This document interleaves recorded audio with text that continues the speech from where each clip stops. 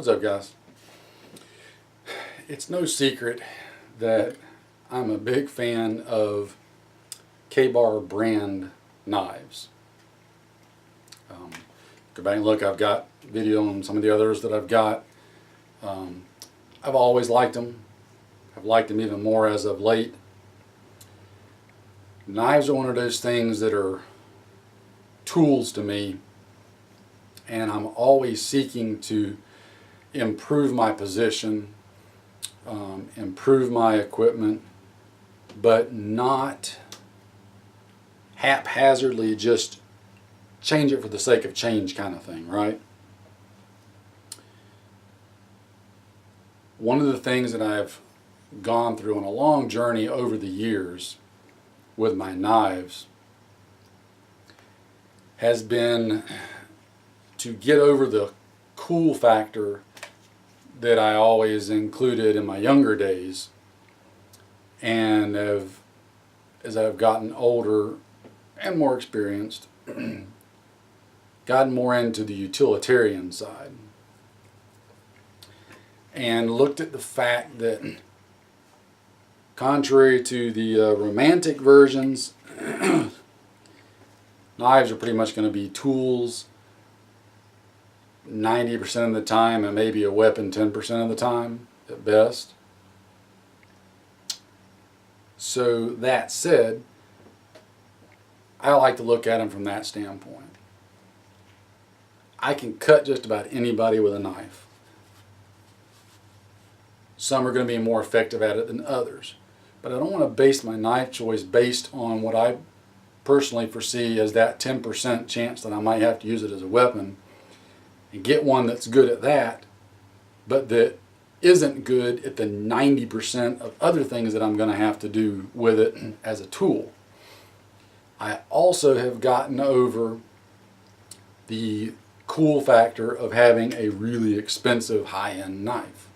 Now, yes, there are some really nice high-end knives out there, and you can most certainly get what you pay for on some of them.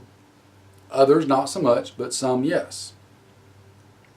But I'm on a budget myself, not to mention the rest of my family that I've got to outfit, and I'm always seeking to improve them, and as they grow and change. So I'm rambling on about all that. One of the things that I've changed on over the years is the size of my knives. I've steadily gotten away from really big knives. Now, I'll admit the man in me, the male, big honking knives are just cool, okay? I mean, maybe it's just going back to your primal roots, but I love big old giant knives. I mean, they're just freaking cool, bottom line, right? But I got to be practical about it.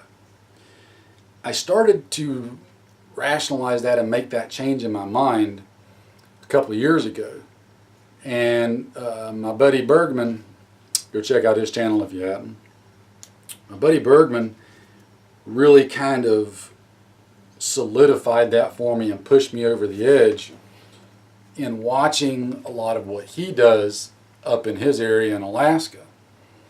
And if you look at his knives, he's got one or two real big ones, but one of his primary that I see him using the most, and that I've talked with him about, that he uses the most, is the old Air Force pilot survival knife.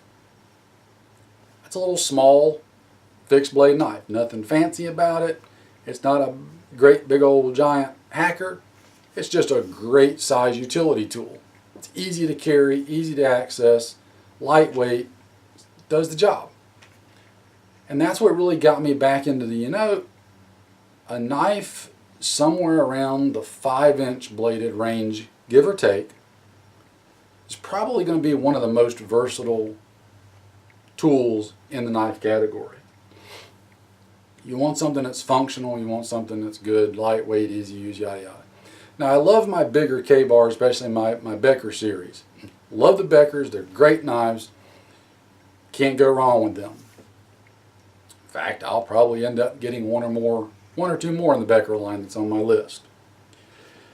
But one of the things I got to looking at, and I wanted to try it, and I'll already go ahead and tell you, I've used it a little bit. I haven't used it for, a year or two, but I've used it for a little bit, for a month or so. And initially right now, I'm loving it. It might be the perfect general purpose preparedness survival knife, right? That's this little bad boy. Okay? This is the K-bar. Let me make sure y'all can see that. The K-bar U.S. Navy Mk1. I'll give you my hand here. Let's see if we can do it this way. My hand for comparison, right? This may be my new favorite all-purpose knife. Very similar for the same size and roll that my buddy Birdman uses his Air Force knife for. My buddy over at Bishop 30 Solutions, if you haven't checked out their page, go look over on Facebook. I don't think he's got anything up. Yeah, he's got YouTube stuff up. I stand corrected. I was fixing to say he didn't. I'll try to put links to all this down in the comments. I like to try to share other folks' stuff when I can. But this knife, in my opinion, is darn near perfect for a survival preparedness knife. It's big enough you can do tasks with. It's small enough and light enough to carry. Now, you're not going to chop big old, branches with it and make shelters with it. Again, we're talking general purpose, hanging on your hip and have to do stuff with.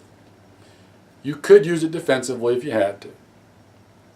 But as far as being big enough to skin game with, skin animals with, cut cordage and stuff with, you can pry a little bit with it. Now it's full tang, but it's not what's considered a traditional full tang in that the handle handle steel isn't the same width as the blade. It's what is often referred to as a rat tail tang. Right here, the material narrows down to a narrower strip that runs through. You can see that at the tail. That's how wide the part is that goes through the handle. So it's all one piece of steel. It's just narrower through the handle because that leaves room for them to add the handle material on. Now this is like a rubbery overmolded material, which I really like. It gives a really good cushiony grip, very tacky grip. It's not going to slip in your hand, and it just feels really good. I like the metal pommel. You could tap and strike stuff with it if you needed to. It's just a really simple, functional knife. Now, because somebody had commented on one of the past videos, I'll go ahead and say it. There are some wear and use marks on this. Yes, I do get out and use them. However, I take care of my equipment. When I'm done with it, I come in, I clean it, make it look good again, because it's just a thing for me. I like to take care of my stuff. I'm not here to abuse it. I'm not here to thrash it. I'm not even here to review it or test it for you guys. Tons of guys on YouTube have already tested and reviewed this knife and every other knife that I got. That's not what I do. I'm telling you what I like, why I like it. But I do use them. I just take care of them. I clean it up when I'm done with it. Just like I wash my clothes when I'm done with them. I clean my gear when I'm done with it. I clean my guns after I shoot them, etc., etc. For whatever reason, that seems to be a thing that if you don't show dirty guns, dirty gear, scratched up, dirty, beat up knives, you're not using them. I use it, I just take care of it. Enough about that. I shouldn't even have to say it, but I do. There you go. The sheath. The sheath is a simple polymer sheath. I can't tell if it's Kydex or if it's injection molded. Either way, it's functional, okay? You got that part there, then you've got a soft, it looks like polyester webbing and not nylon webbing, but regardless, a flexible webbing belt loop right here. There is a strap up here that'll go around the handle. I just have it snapped inside right here just because I don't use the top one, because there's another one that comes across the bottom. This one is reversible for either side, so you can use it for left-handed or right-handed use. I do like that on the back of the sheath there's a drain hole at the bottom. That's important to me, to let water drain out. It's also got a cool little locking system right here. I don't know if you can see that. That on the guard right here, when you put it in, it locks in on that, and the knife won't come out. What happens is when you grab it, I don't know if this will show on camera, and I put my fingers between this back piece and the handle, it pries that away, right? So as I do that, it releases right there and I can pull it out. I wouldn't trust that to carry it that way all the time, simply because if it's on your belt right here, right, it could be getting pushed and opened up and then the knife come out. However, if I'm actively using it, say I'm doing something, I cut it, I don't like to just set a knife down. That's how things get lost, damaged, destroyed. I can stick it back in the sheath, do what I need to do with both hands, and then pull it back out again to go back to work if I just need to temporarily holster it for a second. I like that feature. If I'm actually carrying it, whichever side you're carrying it on, for me, I'm right-handed, so I've got the finger guard down. I just pull that over, strap it in place, and there is no way it's coming out of there. It's functional. Is it a fancy high-end sheath? No. Doesn't need to be, doesn't have to be, right? There is a plastic tri-glide up here that you could run webbing through if you wanted to make a separate belt loop and wear it as a drop rig. You could run webbing through the slots on the sheath to put around your leg. You could use the holes here to run paracord through, tied around your leg. Use this to make a drop piece with to hang it. Purely up to you, however you want to run it. I'll be talking about this more as I go when I get more time with it. Like I said, in the time I have used it, this could be a great knife. It really can. Right now on Amazon, they're around the $50 to $56 mark, give or take. I've seen the price go up and down. So, you know, for a $50 knife, give or take, this one's crazy functional. I really like it. It doesn't have to be a $250 knife to be effective. If you accompanied this with a larger blade that you could chop with, or even a small hatchet, which is what I really prefer, you can strap that on the side of your pack, this on your belt, you've got two really good cutting tools like that. Makes for a good lightweight simple combo. So if you're on a budget, this isn't a low-end budget line knife. It's not $20, but I think for $50, $56 you're getting a lot of good functional knife, as long as you don't need a lot of bells and whistles, which I don't in this right here. So K-Bar Mark 1 knife, check it out.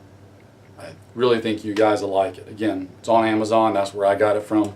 They seem to have some really good prices on there. So take care, stay safe, and we'll catch you in another one, guys.